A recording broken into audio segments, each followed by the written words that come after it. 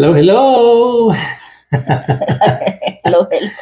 Good morning! Good Good evening. evening! Hayahay na buhay! Ay, ay. Very trending kanina yan sa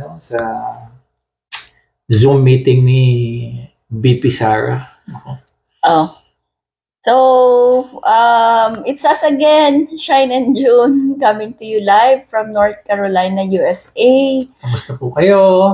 We hope na naging okay naman ang araw natin. So, for tonight lang, we will just do a recap of what we have discussed This week. Mm-mm. So, we discussed about how to stop overthinking and start taking action, diba? So, we need to understand what can overthinking do to our lives, diba? And Joke lang. so, ang tawag dito, yung meron tayo may mga bagay tayo na gustong gawin, but since we tend to think, and then yung iniisip natin na kaya ba nating gawin to, so the more we prolong it, the more we won't be able to finish a task or hindi tayo makapagsimula. Chances are, kaya ano lang natin. Oo, hindi tayo, kumbaga, wala tayong mauumpisahan at syempre, pag hindi ka nakapag-umpisa, you won't be able to achieve your goals, diba? And then, we also discuss about the strategies on how to break the cycle of overthinking, diba? So like focusing on small actionable steps, like setting clear goals and priorities, and limit the time you spend on thinking, diba? And then, syempre, we also have to embrace the imperfections for us to break the cycle of overthinking. And then, syempre, you need to practice mindfulness and staying on the present. Diba? Living in the present. Oo, kasi being mindful helps you focus on the present moment and instead of getting stuck in what ifs and maybes. Right. Diba? And then we also talk about dealing with life's unexpected challenges, diba? Kasi life happens. Life is unpredictable, diba?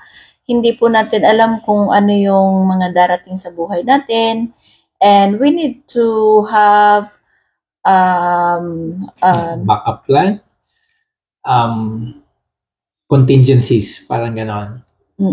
In the event na something happens, like unforeseen. Like financial difficulties when you lose your job, 'di ba? Or pag kami nagkasakit, 'di ba, sa pamilya. So sinasabi mo. We had that recently. So it's always good to have something reserved. Ika nga. And then kasi usually when we deal with life's challenges, we become resilient, 'di ba? Like nagiging matatag tayo, pinatatatag tayo ng sitwasyon, pinatatatag tayo ng pagkakataon. Tama. 'Di ba? Kasi usually doon lumalabas yung pagiging strong natin, 'di ba? On facing challenges. And syempre, it begins with being prepared, equipping yourself with, say, learning, or let's say, in terms of financial instability, meron kang konting naipon. Yun ang importante rin. Kasi, kung wala ka ding naipon, especially pagka tinamaan ka ng, halimbawa, ng sakit, or yun nga, pag pamilya mo. Oo. So, at least, if in case kailangan nila ng tulong, at least meron ka ring something to share And then, for example, yung in the event that you will lose your job, so at least meron ka pa ring reserve, diba, na panggastos. And then, dyan din darating yung adapting to changes, diba? Na despite of life's challenges, kumbaga, madali tayong maka-adapt dun sa sitwasyon na kung nasan tayo. Good evening, Rexley. Good evening, Rexley. Welcome back. Oo.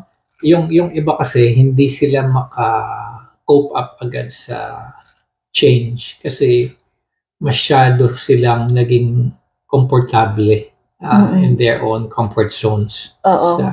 So parang natakot na silang mag-try ng iba. Like dito na ako nasanay. Katulad nga nung sinabi ni Coach Mildred na parang it's okay for them to be okay. Which is pwede rin natin sabihin okay din, pero minsan kasi when we become too complacent, ang nangyayari is hindi na natin napapansin yung mga nangyayari sa paligid or yung mga tao yung mga taong nakaka-interact ba natin. Di ba nga may kasabihan, you will not know the value until you lose it. You lose something. Yes. And then also we also talk about why is it important to ask help when you need it? Diba? Kasi no man is an island, diba? Tama. Like, no matter how successful you are, no matter how strong you are, dadating ang point in our life that we will be asking help from other people. And asking help is not a weakness, but it is your strength that you are acknowledging your weakness. Diba? Na hindi mo siya, kumbaga, you cannot do it alone. And you cannot have everything. There is always something empty. Di ba nga, kahit na dun sa mga sobrang successful na tao na, sasabihin nila, despite their riches, despite everything they have, they still feel empty. Oo. Kasi may kulang. Hindi ka naman mabubuhay ng sarili mo lang. So, ask for help when you need it, and don't be shy, 'di ba? Kasi who knows, yung mga tao sa paligid natin is inaantay ka lang nila to ask for help. 'Di ba? And then we also talk about little joys, how it brings big impact in our lives, 'di ba? Like finding happiness in every moment, whether you are on your highs or in your lows. Kasi minsan sa sobrang busy na natin sa buhay, like we tend to forget to appreciate little things in life. 'Di ba? Like yung mga nagpapabigay sa atin ng konting kasiyahan ba, 'di ba? Like siguro sa amin, marinig namin yung mga bata na nagtatawanan sila, like they are having fun while they are playing. We enjoy it kasi minsan lang magiging bata sila, 'di ba? When we were looking at them nga, sabi kong ganyan kay Jun na, grabe, nung dumating sila dito, kakapiranggot lang sila, napakaliliit, tapos ngayon parang ang bilis lumaki ng mabilis lang ang panahon actually. Yun yung kumbaga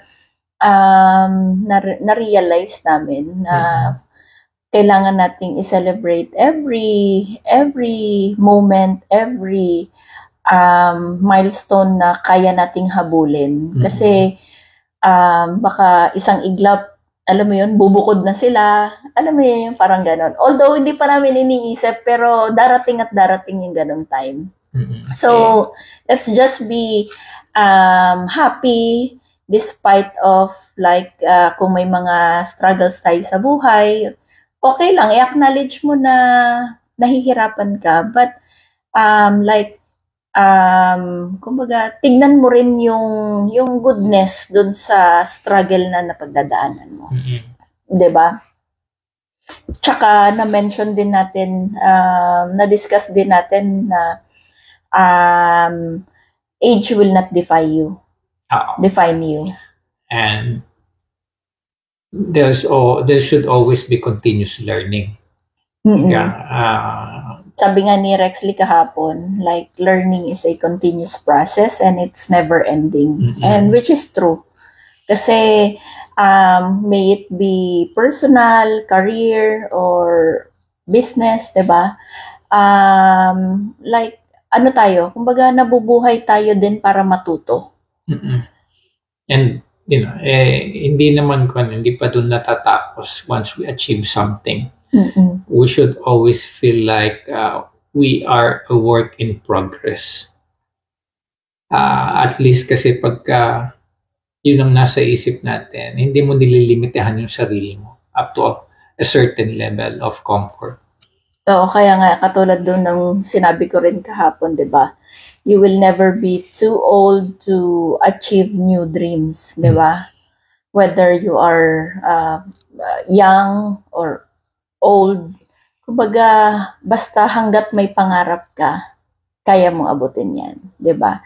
Syempre with dedication, of course, and your discipline and your willingness to learn.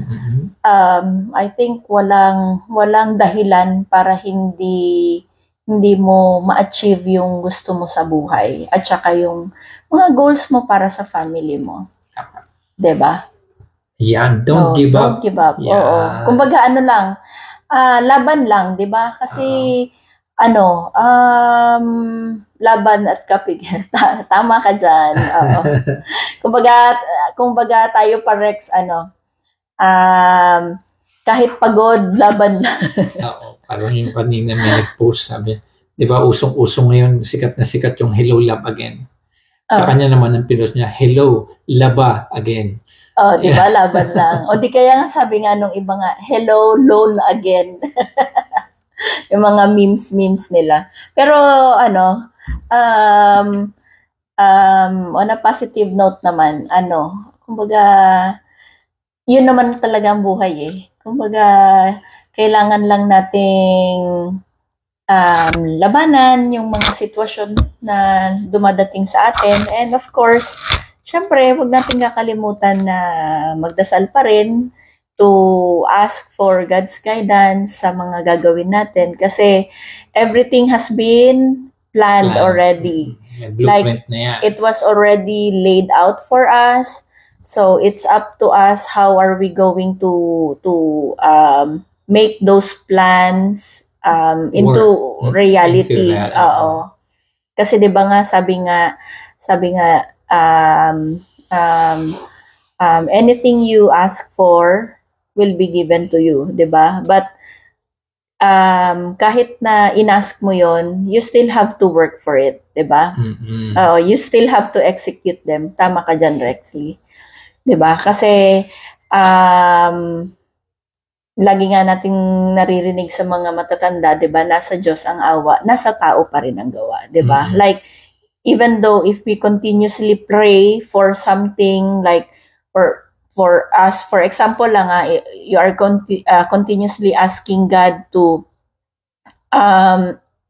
kumbaga bigyan ka ni Lord ng kaginhawahan sa buhay, like siguro finances ba or kung ano ba diyan, but if you will not work on it, then how can God give you ang tawag dito, yung finances na yon? Kasi kumbaga syempre ipapadaan pa rin yan ni Lord sa magiging action mo.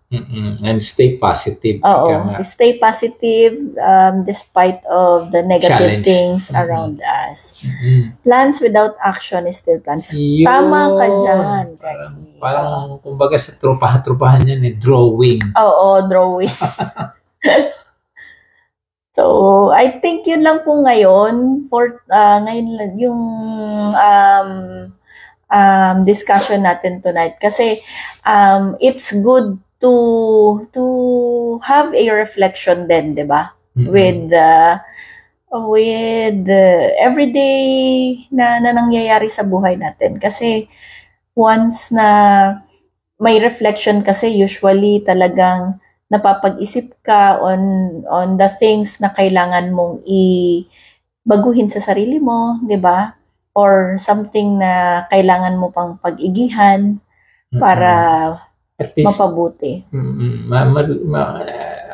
Ma-realize mo din and you will ask yourself, what is the real purpose of your life? Diba? Babalik tayo dun sa why. Yung big why na yan. Why are you waking up every day? Para kanino para ka kanino? Para kanino ka bumabangon araw-araw. Oo, tama yun. So hindi tayo nabuhay para magtrabaho. Nagtatrabaho tayo para mabuhay.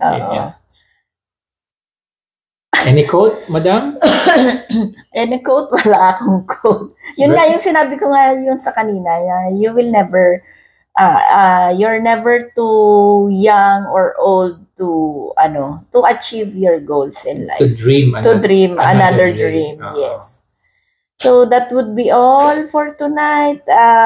Jujuti pa po ang inyong lingkod bukas. Ano muna tayo? Trabahuin muna natin yung trabahong nagbibigay sa atin ng primary while we are also working on our side hustle or something something that would eventually replace our primary source of income.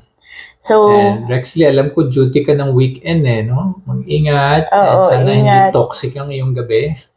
Maraming salamat for tuning in, Rexley, and for those who will be watching replay.